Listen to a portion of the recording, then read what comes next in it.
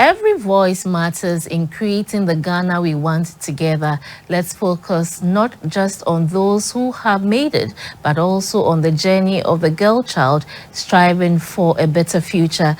This was the take-home message from the NDC's running mate, Professor Naana Opoku-Agyemang, when she interacted with women in the media in Accra. The policy dialogue is part of the NDC's efforts at crafting a manifesto that truly reflects the needs and aspirations of all Ghanaians, particularly women, with a focus on the affirmative action bill.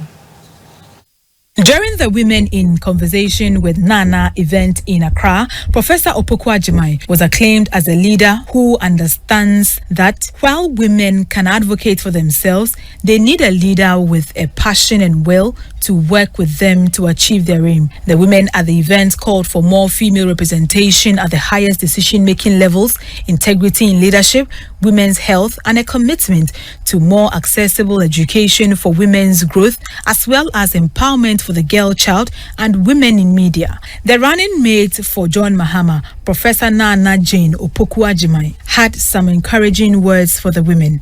We should not be afraid to take on responsibility. We are all yearning for the affirmative action bill to be passed. 30%, 50%. Sometimes you call the women, they won't even come.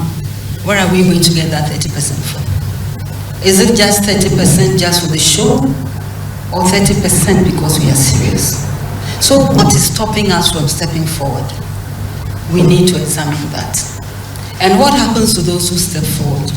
You and I know the story. She also shared some sentiments with journalists. We should not equate freedom to mean running people down when you have no right to do that, or using language that you yourself would be embarrassed if it were played back to you a couple of years down the road, or if your children heard you speak that way, or if your colleagues heard you speak that way. That is not freedom. The freedom to express oneself is not to agree with anyone, but to share your thoughts. And it is also not to make the public's decision for them. Is to put the facts out there and allow the public to make their decision.